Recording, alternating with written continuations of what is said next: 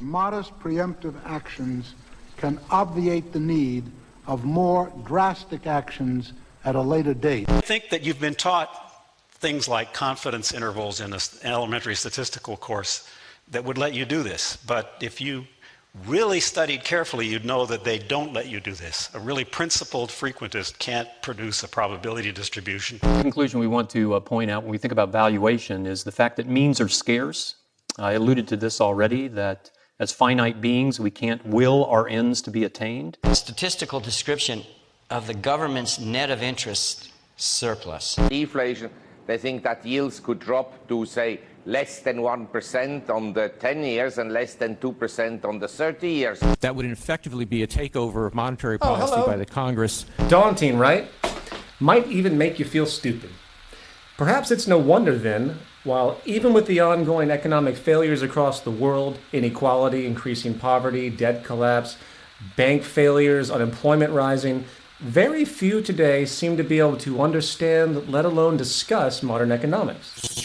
Outside, of course, the delegation game, where the only attempt at solutions people know is the mere shifting around of the deck chairs on the Titanic, assuming some new politician, central bank policy, or corporate legislation is going to save the day. Well, some years back, after coming to the conclusion that our politicians, legislators, and established authorities just might be provably incompetent when it comes to the truly intelligent management of our society, I started to look for questions and answers on my own. Asking those questions about things that many today either seem to take for granted, ignore, or even worse, assume that they have no capacity or business investigating at all, since our credentialed authorities in control must be smarter, more informed. It's a sad staple of modern culture, the old relax, turn on the TV, keep going into debt, and pump out a bunch of kids while you're at it. But most importantly, keep showing up at those jobs, which you have likely already fooled yourself into believing serve some legitimate social role. Remember, the 1% of the world that owns 40% of the planet's wealth did not get that way with you understanding how the world really works. Nevertheless, and such cynicism aside, I decided that I needed to start again, if you will, and ask some fundamental questions about stuff most simply have written off and forgotten. If you were to take a poll today of our species, asking what truly are the most fundamental questions that pertain to human survival and prosperity, such as, what really supports human life, how food grows, what energy is, what creates and reinforces good public health, what defines a useful or detrimental belief system, you can rest assured that the vast majority would have more concrete answers about baseball statistics, fashion trends, sitcom plots, and religious scriptures. Not to demean the cultural pleasures and creativity of expression that creates enjoyment in this life, but we have a distortion of priority that has proven incredibly detrimental to the future of our sustainability on this planet, where the majority facing clear mounting problems not only doesn't understand what the root of such problems really are, they don't even know what questions to ask. And today there is no greater destructive ignorance at hand than the vastly delusional concept known as modern economics. And it is in this fundamental context that I found the most interest. So what is an economy? Where does its foundational premise come from? What are we relating to exactly? How is societal organization finding a benchmark for itself? Is there a benchmark? What are we doing? And why does the discussion of this subject appear to be so elitist in its vocabulary and orientation? Is it really that complicated? Well, I became so tired of being called ignorant of the subject by self-proclaimed experts I challenged, I decided to take it upon myself to read the entire macroeconomics curriculum of Harvard University from the undergraduate to the PhD level, along with all the staples of influence, F.A. Hayek, John Maynard Keynes, Ludwig von Mises. And I'll tell you what, I'm really glad I did, because I had some very poor judgments that needed correction. Not so much regarding my views about economics, but that life is short, and I wasted an enormous, unforgivable amount of time reading this outdated, overly intellectualized gibberish. Bob, would you take care of that, please? The fuse panel. Be careful, man, it's not grounded. As the following episode will detail, modern economics is not true economics at all. It's a mere ideological philosophy built upon a series of presuppositions that have been given the illusion of permanence. There is absolutely no relationship to the scientific integrity of our knowledge of the environment built into this model. The monetary market system of religious belief is at the core of the vast majority of ecological and social imbalance we see in the world today. Sadly, it is in the face of normality, so many look past it. We might begin to see that this principal notion and practice is truly a problem in society, and to me, it is at the heart of a culture in decline.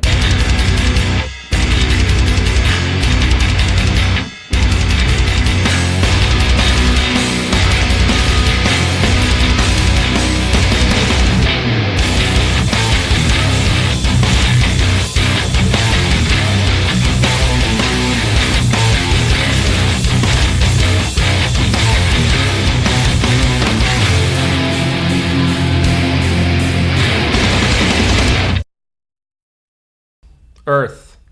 Curious little ball of rock, gas, and water, isn't it?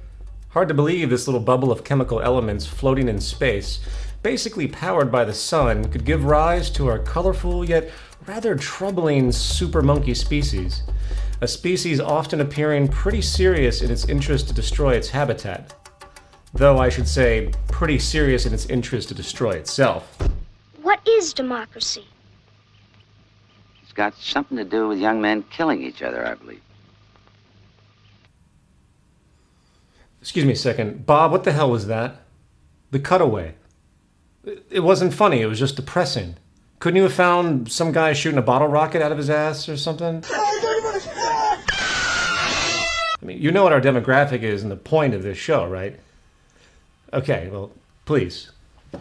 Anyway, perhaps our immaturity is just a phase, a tragically comedic rite of passage.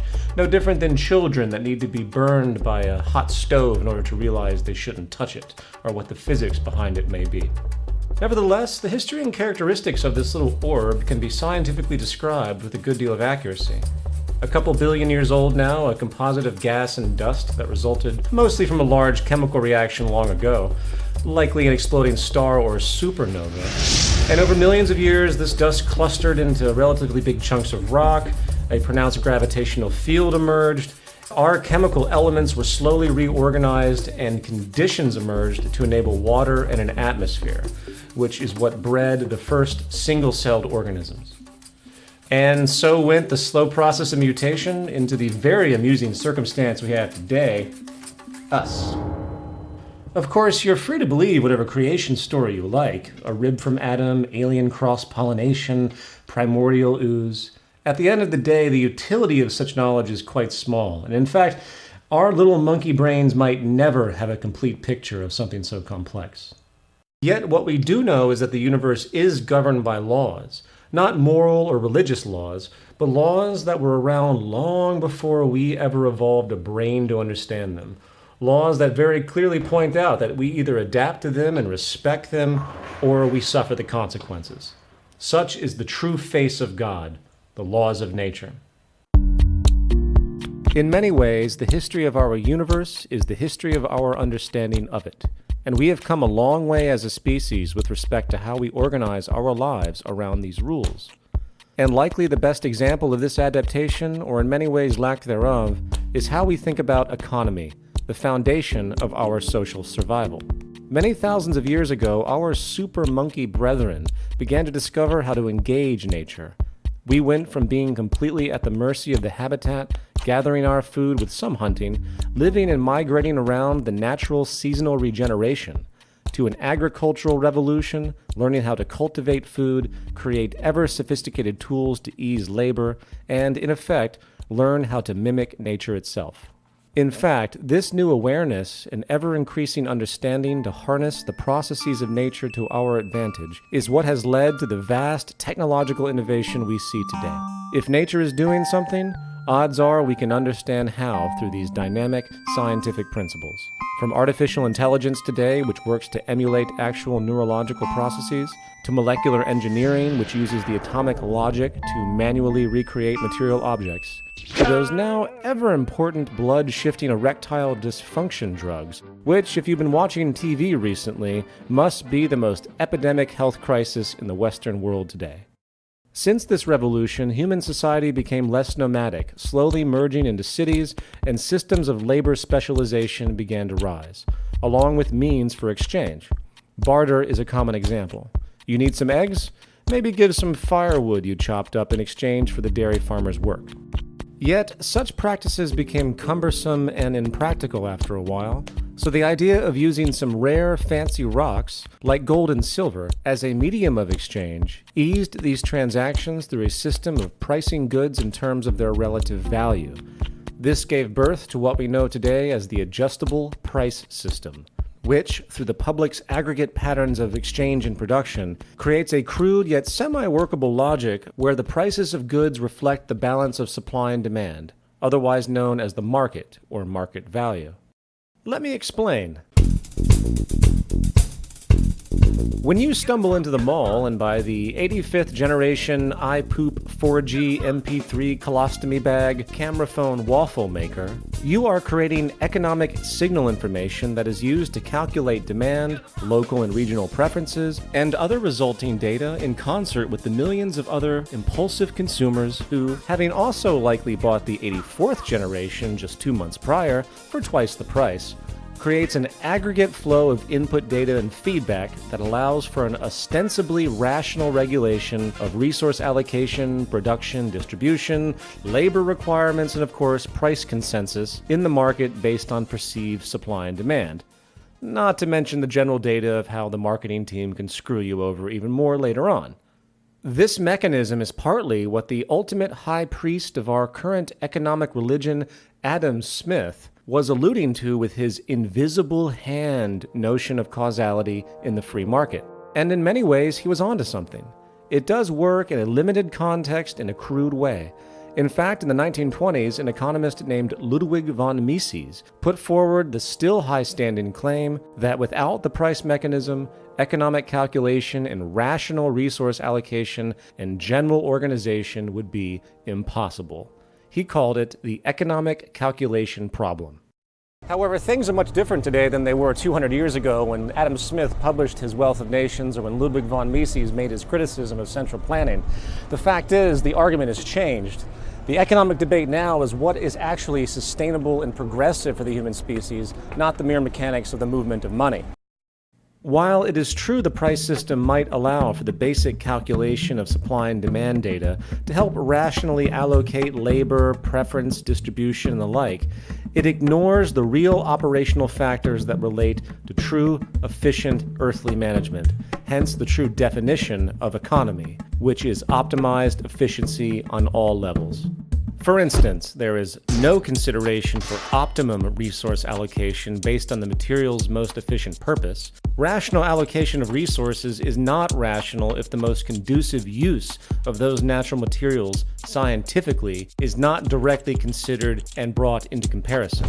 There is no consideration for the organizational efficiency of technical production itself. And all you have to do is analyze the waste machine of globalization to see this insanity at work. There is also no consideration for regeneration needs or recycling protocols, a true requirement for responsible, rational resource use on a finite planet. Nor is there any true production or distribution efficiency in any optimized scientific sense, as such a means is, as will be described more so in a moment, also counter to the inherent logic of the market system itself. These, coupled with many other serious parameters needed for a truly efficient economy, are simply ignored, or even worse, assumed to be inherent to the price mechanism's function when they clearly are not. You see, the price mechanism's concept of efficiency translates the subjective mass interaction of consumers into the narrow assessments of regional demand, production, and distribution. It has nothing to do with how or why the methods of industry are what they are. Such factors are left up to the whim of the producers. operating for profit alone, completely decoupling from the natural regulation of scientific principles of sustainability. Oh man. You see, at the core of the economic calculation problem is really the argument that we are completely irrational, that we can't possibly be organized in a way that is structurally efficient. We're too insane, essentially. Therefore, we have to have a general economic anarchy to organize our society, and there's no other way around it. Bullshit! Again, today is very different than it was prior, and a quick review of modern computer programming and systems engineering will tell you that not only can the algorithmic intelligence of our sensory and measurement technology today, coupled with synergistic computer calculation, orient all the previously existing factors taken into account by the price mechanism as we know it, the truly relevant yet missing factors for optimum efficiency and sustainability could be brought into the equation. This would be the making of a true economic calculation for industry, not the crude, truncated data put forward by price alone. So coming back to our household, the Earth, what is this thing really? It's a system. It's a system of symbiotic laws. And at the core of all principles of sustainability is recognition of the largest order system we can find for reference. The price mechanism on Bob, what was that? Jesus Christ, Louis. Bob, why didn't you tell me Louis was here already? Ladies and gentlemen, we have a special guest here on Culture and Decline, our local guru, Louis the Logic Gremlin. Louis has a severe impatience for anything illogical, and he works to... Okay, Bob, you gotta get the goddamn demo publican back in his cage or Louis gonna freak out. Oh, shit. Cut the camera.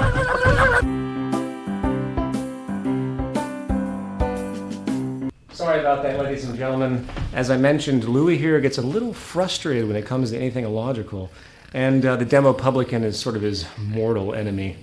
Anyway, Louis, since we have you here, I want to ask you a few questions. Is the free market actually a good basis for sustainability for the human species? Okay,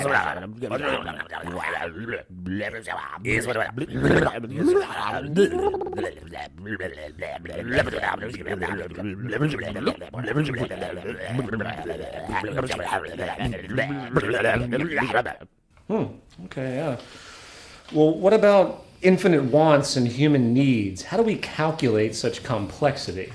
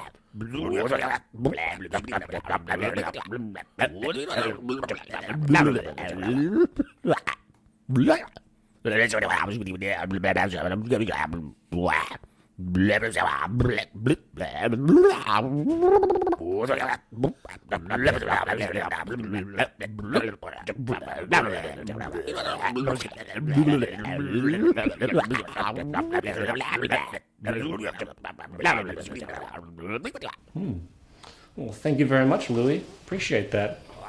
Well, there you have it, folks. However, logic aside, opinions about our economic system range dramatically. So to gain some public consensus on the issue, we now go live to our New York Culture and Decline correspondent, Big Scotty D, who's live on Wall Street.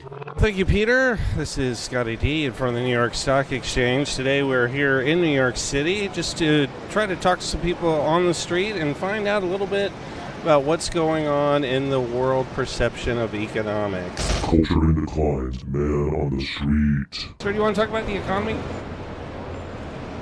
Would you like to talk about the economy?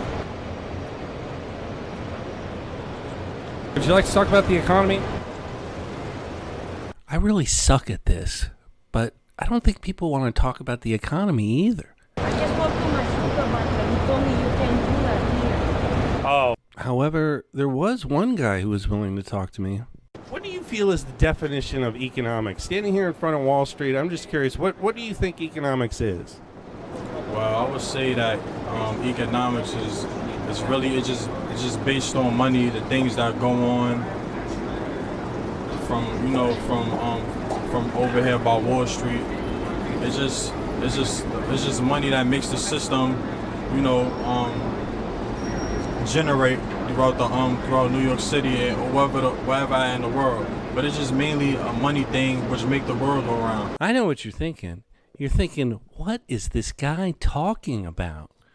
But in reality, he probably knows as much about economics as I know about interviewing people on the street. And it seems like most of us really don't know what the economy is all about anyway. Back to you, Peter. Man on the street. Is it me, or have you noticed that there is more for sale in the world than ever before? And I'm not referring to goods in your local store. Today, the market rationale is that everything is for sale and nothing is sacred. Need some cash? Why don't you rent out your forehead to commercial advertising? Or better yet, why don't you buy the life insurance policy of your elderly neighbor, and when she dies, you can get a nice payout. Yup, it's legal. Or maybe it's the little things that make you happy. So rather than put that blow-up doll in your car to use the carpool lane, just buy it like you can in Minneapolis. Or maybe you have an itch to slaughter that endangered black rhino in Africa. Well, you can. Costs you about $150,000, but hey, it's there. 150, boy, I can't wait to eat that rhino. Or more seriously, maybe your kids are not excelling well at school. Well, the market has a solution. Pay them. Pay them to read and get good grades, like they do in Dallas, Texas. But perhaps that's overkill, because by the time they hit college age, most prestigious universities will look the other way for admission once a nice hefty donation is made for that new library wing. Want to serve your country but are tired of all those pesky UN war rules and poor pay? Just join the growing legion of private military contractors who are slowly replacing the U.S. military in general. Or how about love? Need a date but don't want to wade through all the fog? Women will now go on dates with the highest bidder on some dating sites. Forget chatting, just fork out a couple $100 to entice the woman of your choice to allow you to pay for her dinner. I'm sure it will be a long-lasting relationship. Or perhaps most important, does your business need a law passed to secure profits? Well, just hire a lobbyist to influence Congress. As the prior episode of Culture in Decline denoted, there is nothing in the political and legal spectrum that is not clearly for sale. In fact, why do you think the court system allows most offenses to be cleared with monetary fines? But even if you do something really bad and you're stuck in jail, don't fret, because in some cases you can pay about $80 a night for a nice upgrade to a clean, quiet jail cell in the nice area of the prison. You name it, you can buy it, and nothing is sacred. 143 years after the passage of the 13th Amendment to the U.S. Constitution and 60 years after Article 4 of the UN's Universal Declaration of Human Rights banned slavery and the slave trade worldwide, there are today more slaves than any time in human history, trafficking about 30 million for various profit schemes. But what about ethics, you might ask? Well, what about it? Ethics and morality continue to be redefined by the economic ethos of the day, and when a Wall Street trader makes millions of dollars betting against the currency and hence prosperity of another country, I can assure you he is sleeping like a baby at night.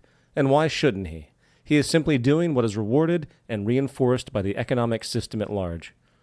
You see, the market's inherent psychology has nothing to do with anything except its own perpetuation. When you hear politicians tell you that they are invading some poor country to bring freedom and democracy, you need to understand what those words really imply. The freedom they bring is market freedom, and the democracy they bring is the democracy of purchasing power, the freedom of using money for influence, the freedom to, in fact, restrict the freedom of others. However, let's get back to this technical stuff. Putting aside the distortion of market rationale that now puts everything for sale, putting aside the false premise that the price mechanism actually properly calculates the true attributes of a sustainable and efficient economic practice, and putting aside the basic value system disorder radiating out of the overall basis of unfolding, let's now take a little quiz. Welcome to Modern Economics 101. Question 1. If you lived on a planet with finite resources and an expanding population, would you encourage an economy based on the need for growth and consumption to keep everything going? Correct answer? No. The fact that our economy literally requires constant consumption and growth to keep GDP afloat and people employed is the hallmark of not an economy, but an anti-economy. Question 2. If you were a producer, would you make goods to be as durable and adaptable as possible given the finite nature of resources and an interest to maximize labor productivity? Answer: yes. Today, it's the opposite, and not only are all goods inferior the moment they are made due to the cost efficiency needs for corporations to remain competitive, most companies also engage in what is called planned obsolescence, which deliberately reduces good quality to encourage repeat purchases for more profit. Question 3.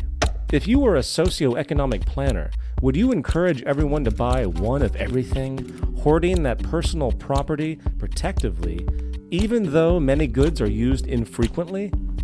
Answer: no, that would be inefficient.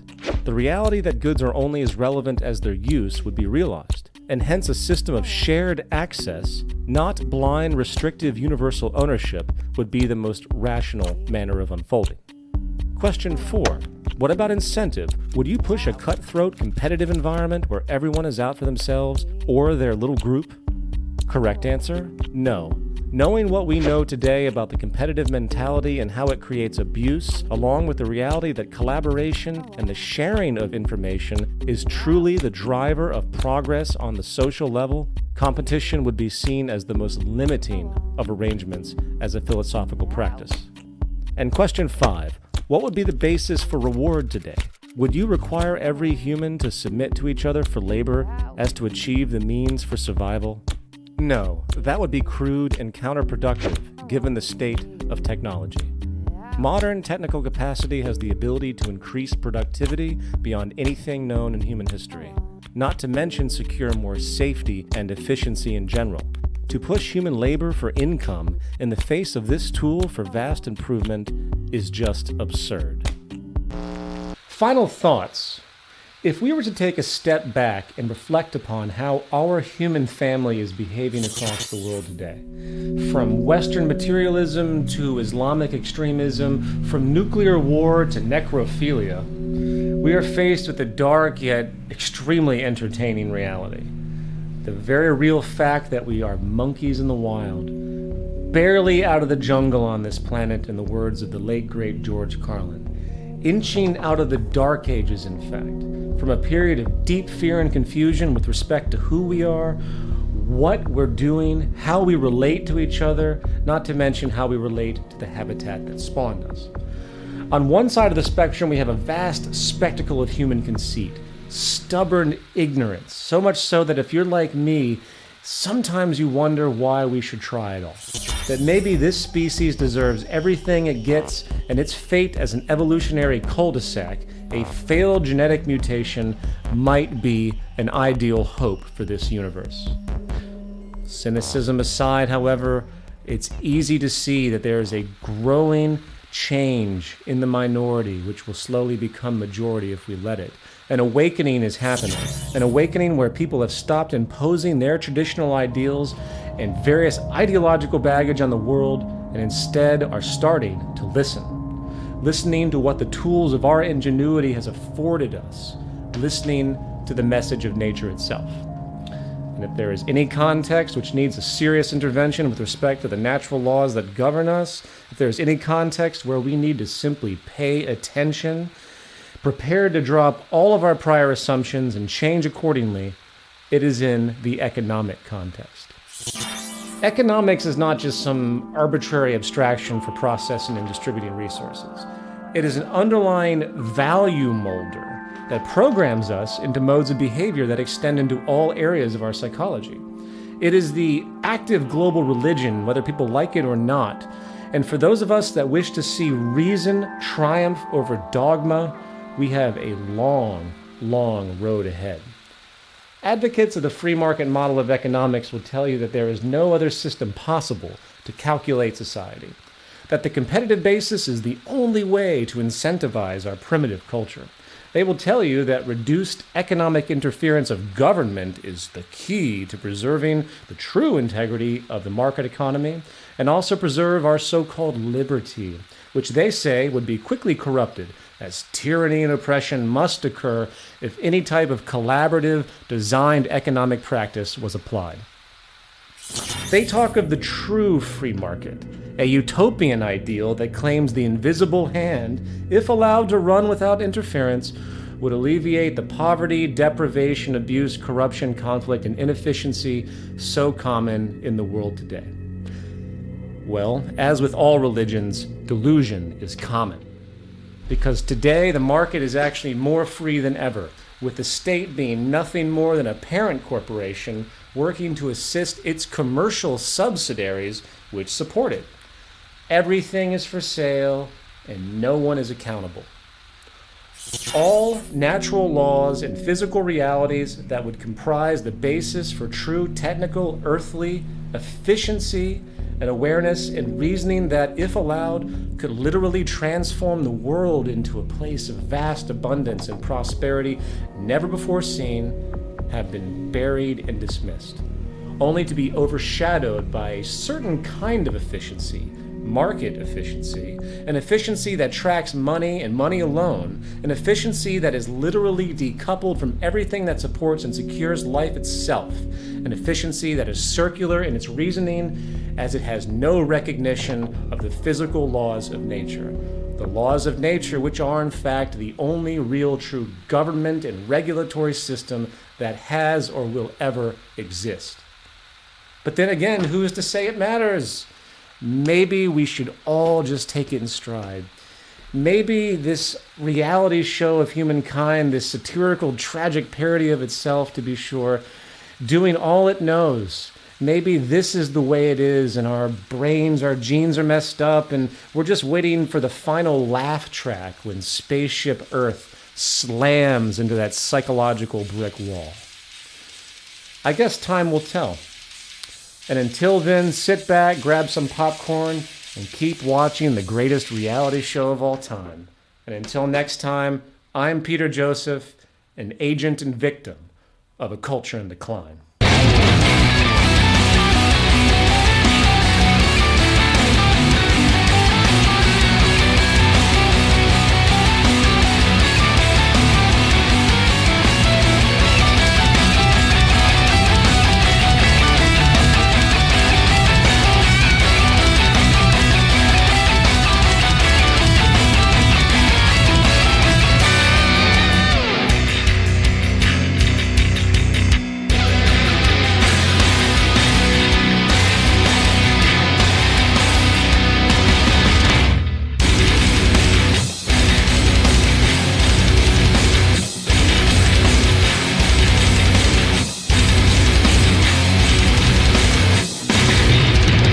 Would you like to talk about the economy?